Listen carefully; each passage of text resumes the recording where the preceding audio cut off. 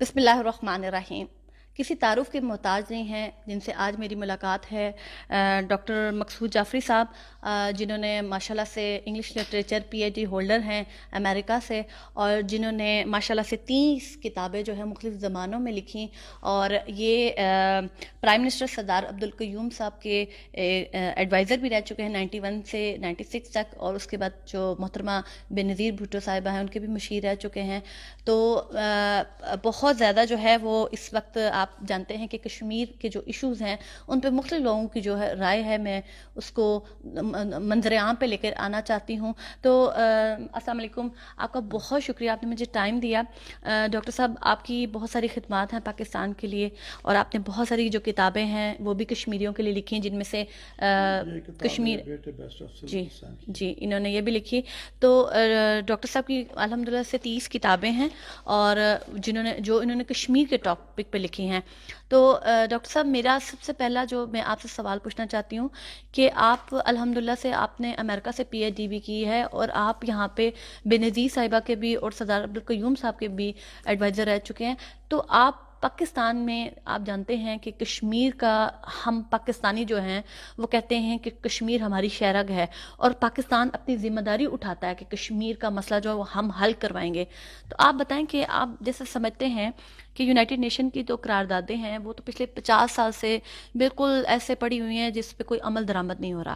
دوسری طرف دیکھیں کہ ہمارے پاکستان کی کیا اسٹیٹ پالیسی ہے، اس کے بارے میں آپ کی ذاتی رائے کیا ہے؟ بسم اللہ الرحمن الرحیم. پہلے تو میں کنول حیات صاحب آپ کا شکر گزار ہوں، اور میں دیکھتا بھی رہتا ہوں آپ کی ویڈیوز کشمیر پر بڑا آپ کام کر رہی ہیں. اصل بات یہ ہے کہ میں جب 91 سے 96 تک بے نظیر اپنا سردار قیوم صاحب کا ایڈوائزر تھا، اور پھر بعد میں 96 کے بعد بے نظیر صاحبہ نے پولیٹیکل ریسرچ سیل کا مجھے اپنا انچارج ایڈوائزر مقرر کیا، پولیٹیکل پارٹی کا ایڈوائزر. تو اس سلسلے میں نے جو دنیا میں کام کیا، دورے لگائے، آج تک کالم لکھ رہا ہوں. ابھی کل بھی میرا کالم آیا دی ڈیلی دی پیٹریاٹ اسلام آباد میں، انگریزی میں کالم لکھ رہا ہوں. یہ ایک میری کتاب ہے، یہ ہے دی پلائٹ آف کشمیر. یہ پہلے تو کشمیر لبریشن سیل نے شائع کی تھی، جنرل طارق نظامی صاحب سیکرٹری تھے اس وقت کشمیر لبریشن سیل کے. ابھی 2 سال ہوئے ہیں کہ اپنے نیشنل بک فاؤنڈیشن نے شائع کی ہے اسلام آباد سے. تو ابھی جو آپ کتاب یہ دکھا رہے تھے، یہ میرے بیٹے ہیں barrister Afzal Hussain, Kashmir and human rights ان کی کتاب ہے، اور یہ بھی کشمیر بہت کام کر رہے ہیں. تو میں یہ سمجھتا ہوں کہ ہمارا یہ نسل در نسل ایک سلسلہ ہے. میرے والد صاحب تحسین جعفری صاحب، انہوں نے ان کی جنتے سوزنا ہے، کشمیر پوئٹری ہے، پوشتھر. تو یہ سارا ہمارا سلسلہ نہیں، یہ علاقے پاکستان کا تھا. ہم یہ سردار قیوم ہوں، سردار ابراہیم خان ہوں، سردار سکندر یاد جو وزیر اعظم رہے ہیں، یہ کشمیر میں پونچھ میں میرے والد کے شاگرد تھے. تو ہماری ایک کمٹمنٹ ہے والد صاحب سے لے کے میری یہاں تک آگے اگلی نسل میں بیرسٹر افضل صاحب، حسین صاحب. تو جہاں تک پالیسی کا تعلق ہے، میں بڑے واضح طور پہ کہتا ہوں، میں اس پہ بہت بولتا بھی ہوں، لکھتا بھی ہوں، کہ پاکستان نے بہت 3 جنگیں ہم نے لڑی ہیں. کوئی شک نہیں ہے کہ ہماری آرمی نے بڑا ڈٹ کے 1 اور 10 کا مقابلہ ہے، بڑا ملک ہے اور بڑی ان کی آرمی ہے، لیکن ہماری آرمی نے بڑے جرات کے ساتھ آج تک اپنے موقف پہ ڈٹے ہوئے ہیں. لیکن میں یہ سمجھتا ہوں کہ پولیٹیکل اور ڈپلومیٹک جو ہمارا فرنٹ تھا نا، اس پہ ہم کمزور رہے ہیں. مثلا میں نے ایک وزیر اعظم کو ایک دفعہ مشورہ دیا، پاکستان کے وزیر اعظم کو، کہ فوری طور پہ تمام بڑی بڑی ایمبیسی میں کشمیر ڈیسک قائم کیے جائیں، جس میں کشمیر کے بارے میں ورلڈ اوپینین کو موبلائز کیا جائے انڈین ایٹراسٹیز کے خلاف. یہ بات میرا خیال ہے 20 سال پہلے کی ہے. تو ابھی اس حکومت نے یہ کہا ہے، کچھ چند دن میں نے عمران خان صاحب کو یہ کتاب بھیجی تھی دی پلائٹ آف کشمیر. ایک دفعہ انہوں نے مجھے بلایا تھا، بڑی پرانی بات ہے، 1.5 گھنٹہ ہماری ملاقات ہوئی بند کمرے میں. کافی ہم نے پاکستان پالیٹکس پہ بات چیت ہوئی، کشمیر مسئلہ بھی. تو ابھی بھی کو میں نے رائے بھیجی ہیں، اور مجھے یقین ہے کہ ہمارے اس وقت جو پرائم منسٹر ہیں یا ہماری آرمی ہے وہ بڑی سنجیدہ ہے کشمیر کے مسئلے پر. تو ابھی میں جب ایڈوائزر تھا تو میں کئی ملکوں میں گیا ہوں، تو یقین جانیں کہ ہمارے جو کئی ایمبیسڈرز تھے، میں ان کا نام نہیں لینا چاہتا، آپ کیا کرو، ریٹائر ہو گئے ہیں، اور کبھی کبھی ٹی وی پہ دیکھتا ہوں باتیں کرتے ہیں، مجھے حیرت ہوتی ہے کشمیر بھی باتیں کر رہے ہیں. جبکہ مجھے کہا جی کہ ہمیں کشمیر کے بارے میں وزارت خارجہ کی کوئی انسٹرکشن نہیں ہے.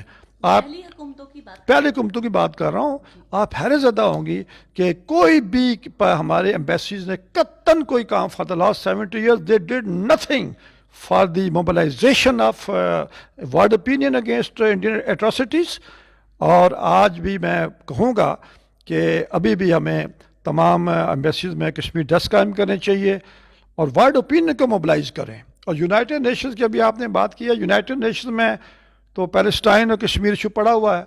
جی اس کا واحد علاج یہی ہے کہ آپ دیکھیں، میں نے یہ جو ابھی آپ کو دکھا رہا تھا، یہ دی پلائٹ آف کشمیر، اس کا یہ جو سیکنڈ ایڈیشن آیا ہے، اس کے دیباچے میں نے لکھا ہے کہ اقوام متحدہ کی قراردادیں جو ہیں ان کے مطابق اور اقوام متحدہ کا جو چیپٹر نمبر 6 ہے، ہمارا کیس جو ہے نا، یہ میں بار بار کہتا ہوں، مکالموں میں لکھتا ہوں، حکومتوں کو اس وقت میرے ساتھ ان ٹچ ہیں حکومت کی شخصیات کشمیر کے بارے میں، انہیں بھی میں نے یہ بات کہی ہے. کئی لوگوں نے کالم لکھے ہیں کہ ڈاکٹر مقصود جعفری نے یہ جو بات کہہ رہا ہے بار بار، اس پہ حکومت توجہ کرے، OIC کو بھی کہے کہ چیپٹر نمبر 6 یہ ہے ہمارا کیس جو ہے، اس میں لکھا یہ بائی لیٹرل ہے، دونوں ملک فیصلہ کریں، اگر نہیں کر سکتے تو میڈیٹر قائم کریں، کوئی تیسرے سے کہیں، اگر وہ بھی نہیں کرتے اور جنگ ہوتی ہے تو پھر چیپٹر 7 لگتا ہے. چیپٹر 7 کے معنی یہ ہے کہ جو ملک اگریسر ہے اس کے ساتھ تمام سفاری تعلقات ختم کر دیے جائیں گے اقوام متحدہ کے ممبرز کے، ان پر اکنامک ایمبارگوز لگائی جائیں گی، سینکشن لگائی جائیں گی. اور تیسرا سٹیپ یہ ہے کہ اگر جنگ کا خطرہ بڑھ گیا ہے تو نیٹو کی فورسز اس ملک پہ حملہ کریں گی. تو اب تو نیوکلیر وار کا خطرہ ہے، 3 جنگیں ہم لڑ چکے ہیں. ابھی نریندر مودی نے اقوام متحدہ کی قراردادوں کو رونتے ہوئے، اپنے آئین کو پاؤں تلے رونتے ہوئے 370 اور 335A کو ختم کر دیا. تو انڈیا تو کھل کے اگریسر ہو گیا ہے. تو یہ اقوام متحدہ کی قرارداد کہتی ہے، اقوام متحدہ کا چیپٹر نمبر 7 اور 6 کہتا ہے کہ جو اگریسر ہوگا اس کو سزا دی جائے گی. اب میں حیرت زدہ ہوں کہ ابھی یہ مودی جو ہے وہ ورچوئل خطاب کر رہا ہے اقوام متحدہ کی جنرل اسمبلی سے. جس آدمی نے اقوام متحدہ کی قراردادوں کو ہی has thrown the resolutions of UN in the dustbin میں ردی کی ٹوکری میں پھینک کے رکھ دی اس نے، اس کو کیسے پرمٹ کیا اقوام متحدہ کے سیکرٹری جنرل نے اور پریزیڈنٹ نے کہ وہ خطاب کر رہا ہے؟ اس سے پتہ چلتا ہے کہ ورلڈ اوپینین آپ کو موبلائز کرنی پڑے گی. ملیٹنسی جو ہے وہ تو اپنی جگہ ہے، وہاں مجاہدین لڑ رہے ہیں، جانے دے رہے ہیں پاکستان کے لیے، اللہ اکبر کے نعرے، پاکستان پر کشمیر بنے گا پاکستان کے نعرے لگ رہے ہیں. وہ تو ایک قوت میں 20-25 سال سے لڑ رہے ہیں، 1989 سے لڑ رہے ہیں.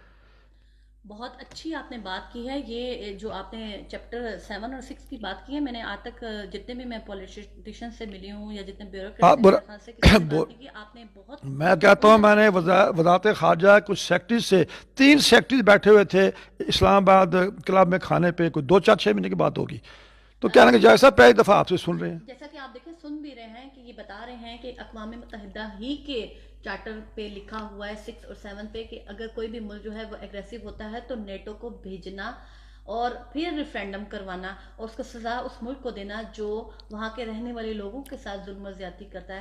تو میرے خیال سے ہندوستان جو ہے وہ اس کے جتنے بھی لوگ ہیں ان کو بھی یہ سمجھنا چاہیے اور پاکستان کو بھی یہ سمجھنا چاہیے کہ ہمارے پاس اس وقت کیا رائٹ ہے. تو علامہ صاحب، آپ نے جہاں پہ یہ بات کی ہے، میں آپ سے یہ پوچھنا چاہتی ہوں کہ ٹھیک ہے، آپ یہ بتائیں کہ ہماری اسٹیٹ پالیسی جو ہے وہ ابھی تک اس طرح نظر نہیں آ رہی. دیکھیں ابھی دوسرا سال شروع ہو چکا ہے اور ظلم پہ ظلم کیا جا رہا ہے. نوجوان پڑھے لکھے PhD ہولڈرز ہیں، ان کو شہید کیا جا رہا ہے. کچھ دن پہلے آپ نے دیکھا بابر قادری کو شہید کیا، وہ ایڈوکیٹ تھے. جی ہاں، دیکھیں PhD ہولڈرز، انجینئر، ڈاکٹر. اور آپ نے دیکھا ہے ایمنسٹی انٹرنیشنل کی رپورٹ ہے جس کے مطابق جو ہے وہاں پہ جو بچے ہیں ان کو نشے پہ لگایا جا رہا ہے. تو آپ بتائیں کہ آپ کیا سمجھتے ہیں کہ اتنی بڑی ہیومن رائٹس کی وائلیشن ہو رہی ہے پھر بھی دنیا خاموش کیوں ہے؟ دیکھیں میں بات بتاؤں کہ آپ کو یہ کہ اکنامک انٹرسٹ ہوتے ہیں، آپ دنیا کے رو رہی ہیں. آپ یعنی دیکھیں نا، ہم امریکہ اور فرانس انگلینڈ کی باتیں کر رہے ہیں نا، عرب ملکوں کو آپ دیکھ لیں، OIC کو آپ دیکھ لیں، وہ تو ادھر مندر بھی بنا رہے ہیں، وہ اس کو گلے میں ہار بھی مودی کو ڈال رہے ہیں. اور اس کی وجہ میں ایک بات بتاؤں، مسلم ورلڈ میں کھل کے کہتا ہوں اور کھل کے لکھتا ہوں کہ جی ہاں، کہ مسلم ممالک جو ہیں زیادہ منارکیز ہے، وہاں پہ ملوکیت ہے، تو وہاں کے لوگوں کی تو آواز ہی کوئی نہیں. تو وہ لوگ تو آج کل کہتے ہیں جی کہ اسرائیل امریکہ سے تعلقات ٹھیک کرو، ہماری حکومتیں بچی رہیں. ابھی میں نے کالم جو لکھا ہے اس میں دی پیٹریوٹ میں، اس میں نے سجیشن دیا کہ یہ عرب ملکوں سے ملنا ملانا بہت ضروری ہے، لیکن عربوں کے علاوہ 57 ممالک ہیں ہم، بالکل تو یہ چھوٹی چھوٹی شیخ ڈام میں 15 20 لاکھ ان کی آبادی ہے، صرف پیسے ہے ان کے پاس بھائی، باقی ترکی ہے، ایران ہے، ملیشیا ہے، انڈونیزیا ہے، بنگلہ دیش ہے، کتنے بڑے ملک ہیں، ان میں بھی ابھی تک ہم ان کی حمایت نہیں حاصل کر سکے۔ سلام کرتا ہوں میں اس ترکی کے رجب اردوغان کو، جس نے کھل کے اقوام متحدہ میں بھی کہا، پرائم منسٹر ہمارے نے کھل کے باتیں کی، اچھی باتیں، وہ تو ہمارا فرض ہے کرنا، پرائم منسٹر پاکستان نہیں کریں گے تو کون کرے گا؟ لیکن میں ہمیں ترکی کے اس کو بھی میں سلام کرتا ہوں کہ انہوں نے بھی ڈٹ کے بات کی ہے، ہندوستان ظلم کر رہا ہے۔ اتنے باقی مسلمان ممالک ہیں، ان سے بھی ہمیں رابطہ کرنا چاہیے۔ مجھے بتائیں کہاں رابطے ہو رہے ہیں؟ یہ اس وقت بھی میں سمجھتا ہوں کہ اس معاملے کو اس طرح اتنا آسان نہ لیا جائے۔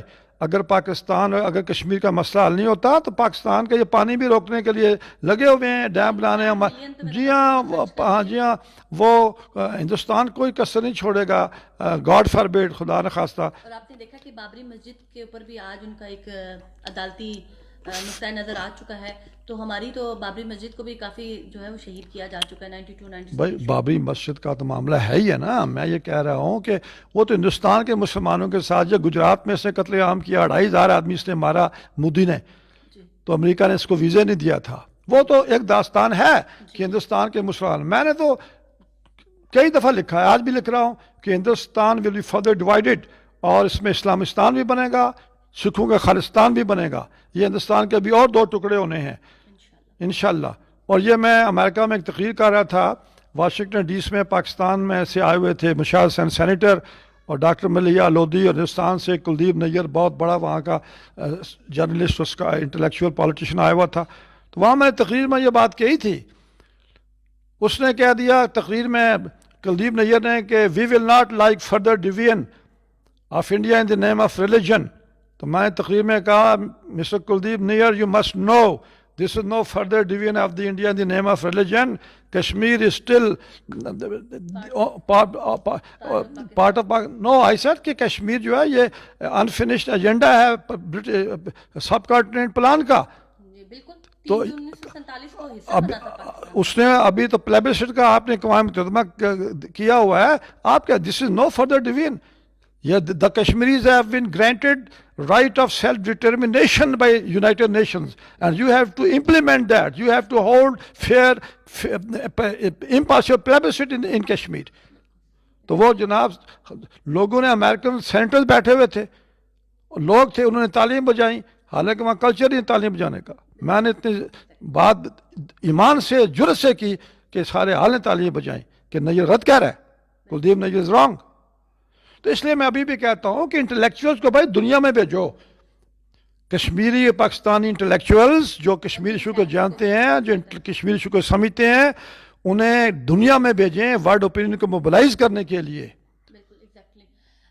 بہت بہت شکریہ ڈاکٹر صاحب آپ کا۔